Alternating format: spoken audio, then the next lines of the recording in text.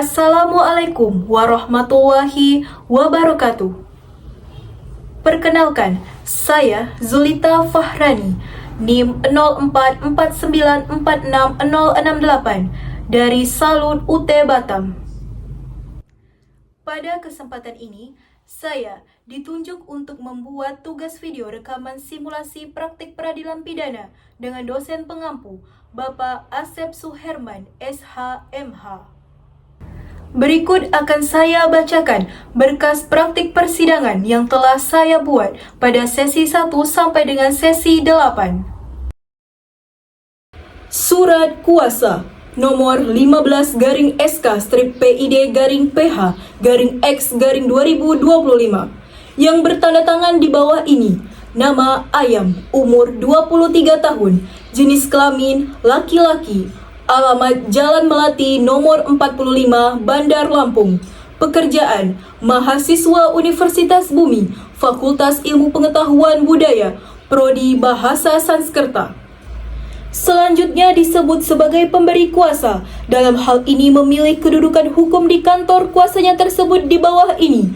Dengan ini memberikan kuasa dengan hak substansi dan retensi kepada saya, Zulita Fahrani, SH.MH. Beralamat di Law Office Zulita and Partners, Jalan Merdeka Raya nomor 20, Bandar Lampung. Khusus untuk dan atas pemberi kuasa bertindak sebagai penasihat hukum terhadap perkara pidana dalam kedudukan sebagai terdakwa atas dugaan tindak pidana pembunuhan yang dilakukan oleh Ayam terhadap teman karibnya Bebek, sebagaimana diatur dan diancam pidana dalam pasal 338 Kitab Undang-Undang Hukum Pidana yang terjadi pada hari Rabu, tanggal 2 Februari 2024 di Indikos korban yang beralamat di Jalan Melati nomor 45 Bandar Lampung dan saat ini sedang dalam penanganan penyidik Polres Metro Lampung. Untuk itu, penerima kuasa baik sendiri dan atau bersama-sama diberi hak dan wewenang 1.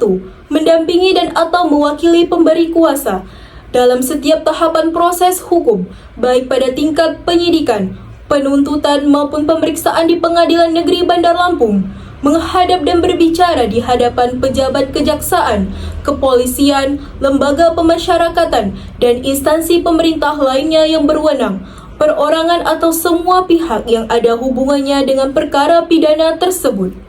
2. Membuat dan menandatangani segala surat-surat, membuat jawaban serta mengajukan eksepsi atau nota pembelaan, memberi dan meminta keterangan-keterangan, membuat dan mengajukan penangguhan penahanan atau permohonan perubahan jenis penahanan, mengajukan bukti surat-surat, menghadirkan saksi-saksi dan atau ahli yang meringankan, mengajukan pemeriksaan setempat dan rekonstruksi.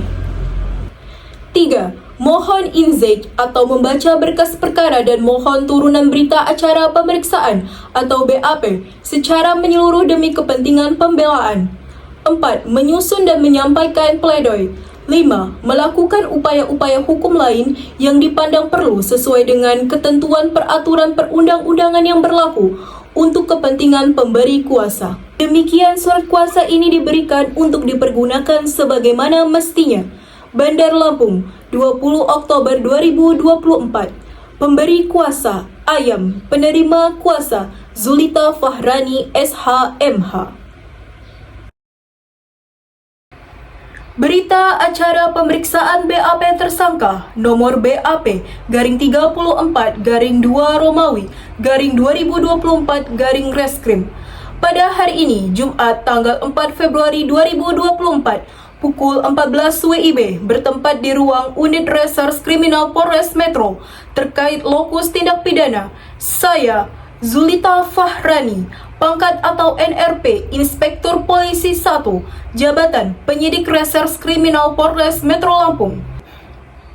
Hasil pemeriksaan didapat didasarkan pada keterangan investasi sebagai berikut. 1. Apakah saudara mengetahui alasan saudara diperiksa? Ya, saya mengetahuinya. Saya diperiksa karena saya telah melakukan pembunuhan terhadap teman saya sendiri yang bernama Bebek di kamar kosnya pada tanggal 2 Februari 2024 di daerah Bandar Lampung. 2. Ceritakan kronologi kejadian. pada hari Rabu 2 Februari 2024 sekitar pukul 19 WIB. Saya datang ke kos korban dengan alasan ingin meminjam laptop untuk menyelesaikan tugas kuliah. Sesampainya di kamar korban, kami sempat berbincang-bincang seperti biasa. Setelah beberapa saat, saya mulai membicarakan masalah uang dan meminta pinjaman. Namun korban menolak. Saya merasa tersinggung karena korban terkesan sombong dan menyinggung keadaan ekonomi saya. Saat korban hendak ke kamar mandi, saya mengeluarkan pisau lipat dari saku celana, lalu ketika korban kembali, saya langsung menusukkan pisau ke arah dada korban. Korban berusaha melawan dan menggigit tangan saya, namun saya kembali menikam korban berkali-kali di bagian leher dan dada korban hingga korban meninggal dunia. 3. Dari mana saudara mendapatkan alat untuk membunuh korban tersebut? Pisau lipat itu sudah lama saya miliki. Saya membelinya sekitar 6 bulan lalu di toko retail untuk keperluan pribadi. Biasanya, pisau lipat itu saya simpan di dalam jok motor. Akan tetapi, malam itu sengaja saya bawa di dalam saku celana saya karena sudah berniat ingin melukai korban. 4. Apa motif saudara melakukan pembunuhan? Saya merasa iri dengan kehidupan korban yang mapan. Korban sering memamerkan barang-barang mahal seperti pakaian, laptop, dan ponsel. Sementara, saya kesulitan membayar kos dan terlilit utang pinjaman online. Saya juga sempat marah kepada korban, karena korban menolak meminjamkan uang dan menghina kondisi keuangan saya. 5. Apa yang saudara lakukan setelah korban meninggal dunia? Setelah mengetahui korban tidak bernyawa lagi, saya merasa panik dan ketakutan. Oleh karena itu, untuk menutupi jasad korban, saya membungkus tubuh korban menggunakan plastik besar dan menutupinya dengan spray kasur yang ada di kamar korban. Setelah itu, saya menaburkan pengawet dan wewangian di sekujur tubuh korban agar jasad korban tidak tercium oleh warga sekitar. 6. Barang apa saja yang saudara ambil dari korban? Saya mengambil 1 unit laptop MacBook, dompet berisi uang tunai dan kartu identitas, serta 1 buah ponsel milik korban. 7. Apakah ada orang lain yang membantu saudara dalam melakukan tindak pidana tersebut? Tidak ada. Saya melakukan semuanya sendiri tanpa bantuan siapapun. Tidak ada orang lain yang mengetahui kejadian ini sampai korban ditemukan oleh keluarganya. 8. Dari mana saudara mendapatkan ide untuk melakukan perbuatan ini? Saya melakukan perbuatan ini karena terinspirasi dari film Narcos di Netflix yang saya tonton beberapa hari sebelumnya. Film ini membuat saya berpikir bahwa dengan kekerasan bisa menjadi jalan keluar dari setiap masalah yang saya alami. Meskipun sekarang saya sadar bahwa perbuatan yang telah saya lakukan itu salah. 9. Bagaimana reaksi korban saat saudara menusuknya? Korban terkejut dan berusaha melawan. Ia sempat berteriak dan menggigit tangan saya. Karena takut korban akan berteriak lebih keras, saya kembali menusuk dada dan leher korban hingga tidak bergerak lagi. Demikian berita acara pemeriksaan ini dibuat dengan sebenar-benarnya, dan setelah dibacakan kembali kepada tersangka, ia menyatakan telah memahami isi keterangannya, serta menandatangani BAP ini tanpa tekanan atau paksaan dari pihak manapun. Bandar Lampung, 4 Februari 2024. Surat Dakwaan, Nomor Registrasi Perkara, PDM strip 15-LMP.02-02-2024. Penahanan.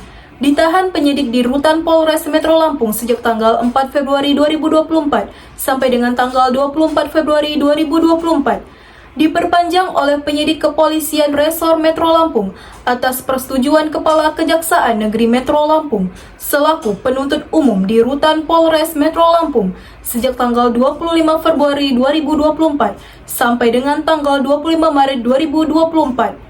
Ditahan penuntut umum Kejaksaan Negeri Lampung sejak tanggal 26 Maret 2024 sampai dengan 15 April 2024. Perpanjangan penahanan oleh Ketua Kejaksaan Negeri Lampung di Rutan atau Lapas Kelas 3B Metro sejak tanggal 16 April 2024 sampai dengan 16 Mei 2024 dan diperpanjang kembali sampai dengan saat ini sehubungan dengan berlangsungnya proses persidangan di Pengadilan Negeri Metro Lampung. 3.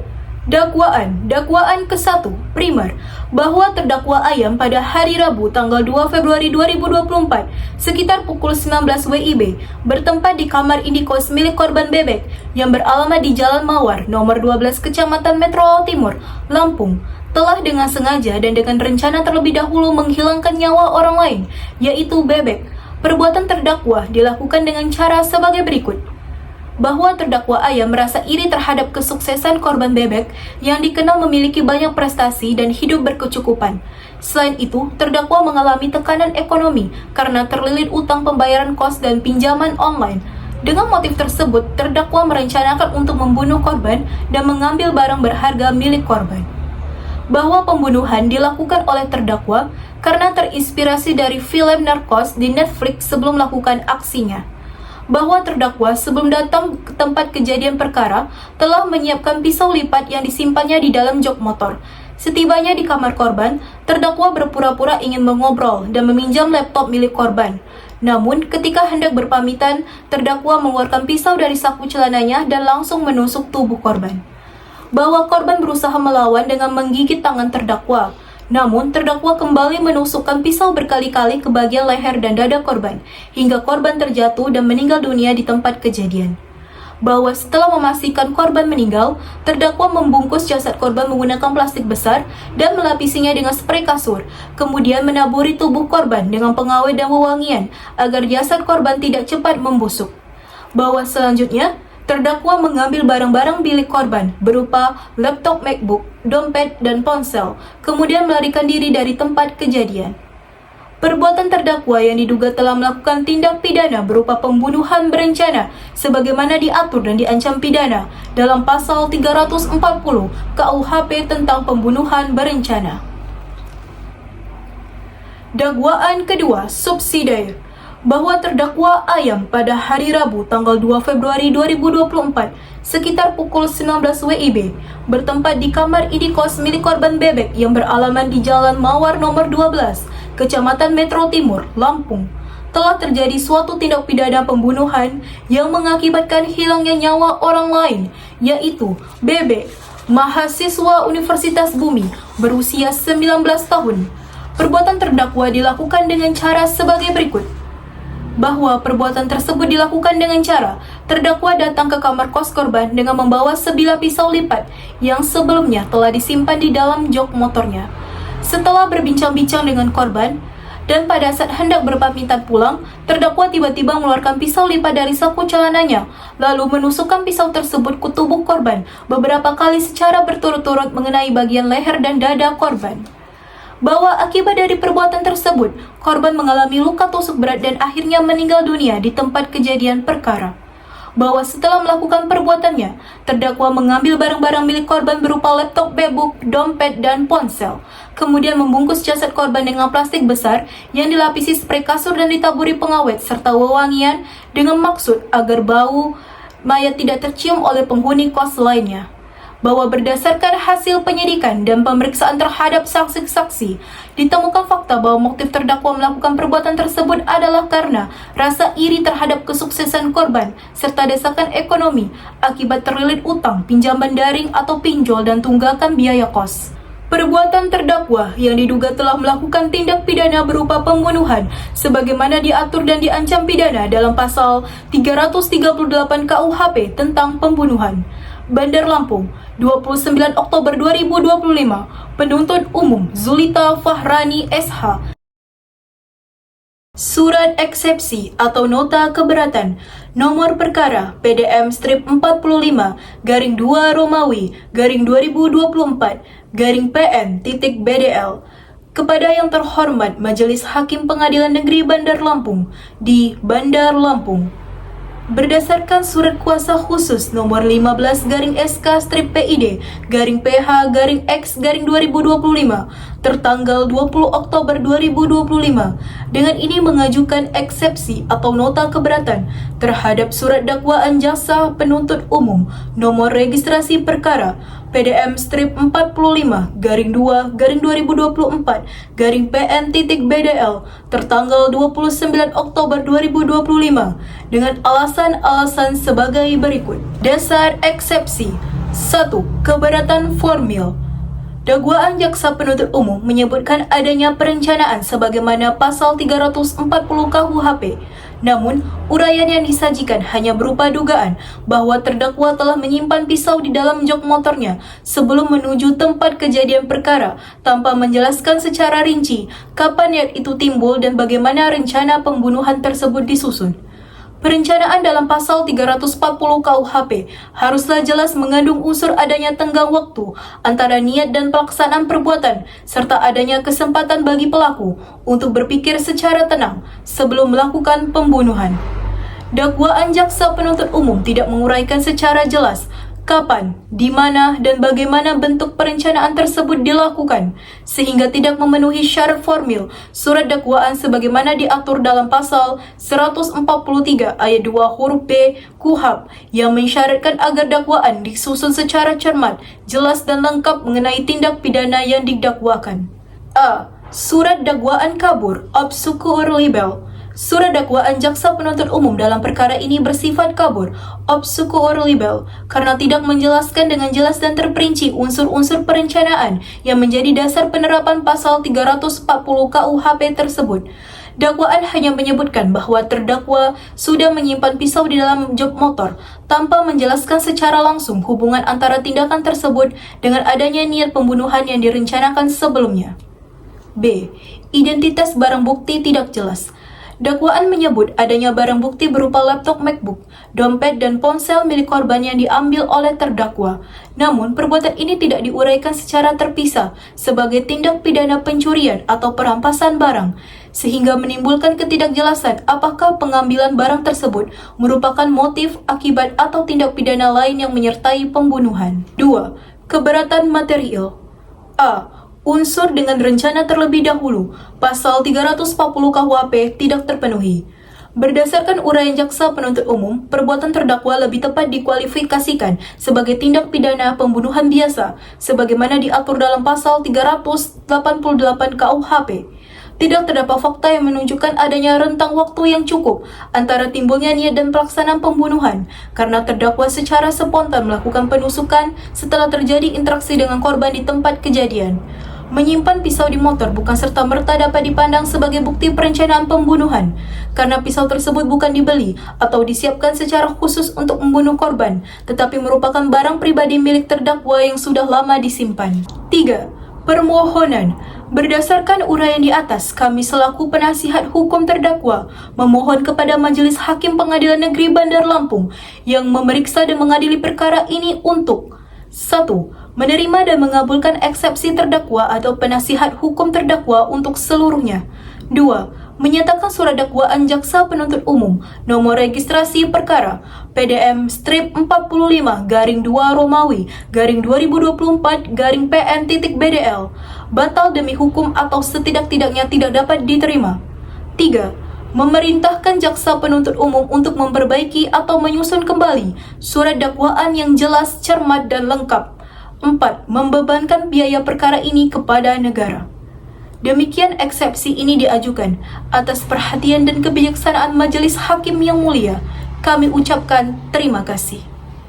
Bandar Lampung, 10 November 2025. Penasihat Hukum Terdakwa Zulita Fahrani, SH. Amar Putusan Sela nomor 25 garing PID.B garing 2024 garing PN titik BDL demi keadilan berdasarkan ketuhanan yang Maha Esa. Pengadilan Negeri Bandar Lampung yang mengadili dan memeriksa perkara-perkara pada tingkat pertama dengan acara pemeriksaan biasa telah menjatuhkan putusan sela sebagaimana tersebut di bawah ini dalam perkara terdakwa. Nama lengkap Ayam. Pengadilan Negeri Bandar Lampung telah membaca 1.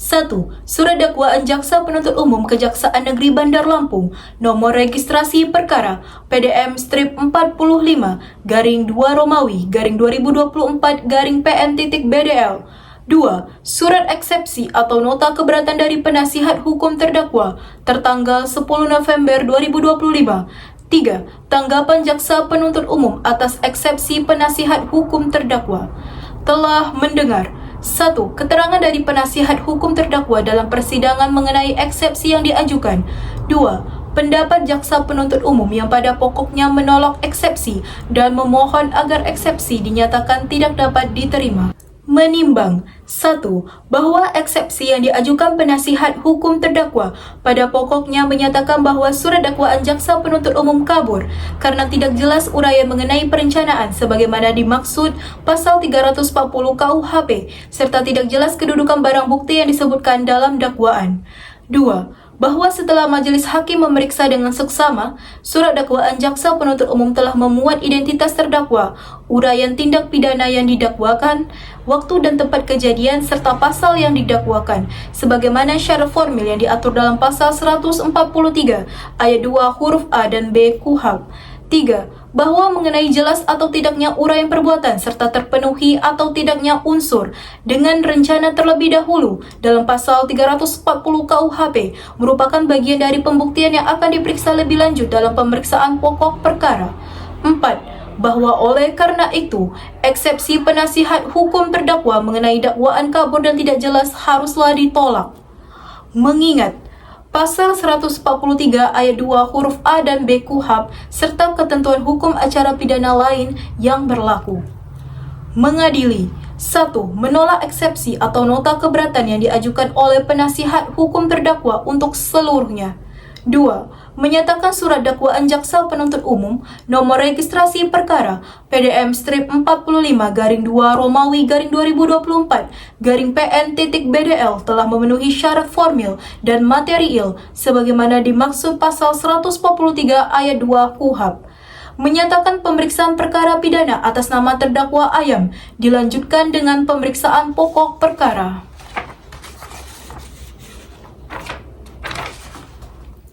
4. Memerintahkan agar perkara ini dilanjutkan ke tahap pembuktian. 5. Membebankan biaya perkara dalam putusan akhir. Demikian diputuskan dalam musyawarah Majelis Hakim Pengadilan Negeri Bandar Lampung pada hari Senin, tanggal 17 Mei 2024 oleh kami, Majelis Hakim yang terdiri dari Lingga Setiawan, SH.MH, selaku Hakim Ketua, Agus Windana, SH, Hendra Wijaya, SH, selaku Hakim Anggota, dan dibantu oleh Eri Winarwan, SH.MH, selaku Panitera Penganti pada Pengadilan Negeri Bandar Lampung, serta diucapkan dalam persidangan yang terbuka untuk umum pada hari itu juga dengan dihadiri oleh Jaksa Penuntut Umum, terdakwa dan penasihat hukumnya. Bandar Lampung, 17 Mei 2024. Surat tuntutan nomor registrasi perkara PDM strip 45-2 Romawi 2024 PN.BDL. Tuntutan pidana. Berdasarkan uraian di atas, Jaksa Penuntut Umum memohon kepada Majelis Hakim Pengadilan Negeri Bandar Lampung untuk menjatuhkan putusan. 1. Menyatakan terdakwa Ayam terbukti secara sah dan meyakinkan bersalah melakukan tindak pidana pembunuhan berencana sebagaimana diatur dan diancam pidana dalam pasal 340 KUHP. 2. Menjatuhkan pidana kepada terdakwa Ayam berupa pidana penjara selama 20 tahun. Menetapkan barang bukti berupa 1. Berupa 1 buah pisau lipat. 2. Berupa 1 unit laptop MacBook. 3. Berupa 1 buah dompet. 4. Berupa 1 unit ponsel. 5. Berupa plastik besar, spray pengawet dan wewangian untuk dirampas dan dimusnahkan. 6. Membebankan biaya perkara kepada terdakwa. Demikian tuntutan pidana ini kami bacakan dan serahkan untuk dapat digunakan sebagaimana mestinya. Bandar Lampung, 1 Desember 2024. Penuntut Umum Zulita Fahrani, SH. Nota Pembelaan Pledoi Fiat Justitia et Pereat Mundus. Bahwa pada persidangan ini, Jaksa Penuntut Umum telah membacakan surat tuntutan yang pada pokoknya menuntut klien kami, Ayam, dengan pidana penjara seumur hidup atas dakwaan primer pasal 340 KUHP pembunuhan berencana atau paling tidak pasal 338 KUHP pembunuhan. Sebagai kuasa hukum, dengan penuh rasa hormat, kami mengajukan nota pembelaan pledoi ini dengan maksud agar Majelis Hakim yang mulia dapat mempertimbangkan secara jernih fakta-fakta hukum, aspek keadilan dan prinsip kemanusiaan dalam perkara ini. Tanggapan atas dakwaan dan tuntutan. 1. Bahwa unsur dengan rencana terlebih dahulu pasal 340 KUHP tidak terpenuhi. 2. 2. Bahwa jaksa penuntut umum menilai bahwa terdakwa telah merencanakan pembunuhan hanya karena terdakwa membawa pisau lipat di dalam jok motor. 3. Bahwa dalam doktrin hukum pidana, unsur rencana terlebih dahulu mensyaratkan adanya jeda waktu yang cukup, ketenangan berpikir, dan persiapan yang matang. 4. Bahwa membawa pisau lipat tidak otomatis bermakna sebagai perencanaan pembunuhan. Dengan demikian, unsur pasal 340 KUHP tidak terbukti secara sah dan meyakinkan. Pada perbuatan klien kami, lebih tepat dikualifikasikan dalam pasal 338 KUHP, pembunuhan biasa. 1. Klien kami memang terbukti menusuk korban hingga meninggal dunia. 2. Namun perbuatan tersebut terjadi secara spontan akibat motif pribadi, emosi, iri hati, kesulitan ekonomi tanpa rencana yang terstruktur. 3. Oleh karena itu, perbuatan klien kami lebih tepat dipertanggungjawabkan berdasarkan pasal 338 KUHP, bukan pasal 340 KUHP. 4. Kedudukan barang-barang yang diambil. 5. Jaksa penuntut umum juga menyebut adanya pengambilan laptop, dompet, dan ponsel. Akan tetapi, tidak pernah didakwakan secara tegas sebagai tindak pidana pencurian, pasal 365 KUHP. 6. Hal ini menunjukkan bahwa barang-barang tersebut tidak relevan untuk memperberat perbuatan, melainkan hanya merupakan tindakan pasca kejadian. Hal-hal yang mengurangi tanggung jawab pidana. 1.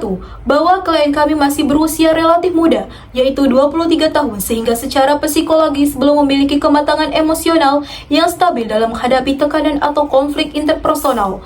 2. Bahwa klien kami bersikap kooperatif selama proses penyelidikan hingga persidangan, tidak mempersulit jalannya pemeriksaan, dan memberikan keterangan yang jujur mengenai perbuatannya.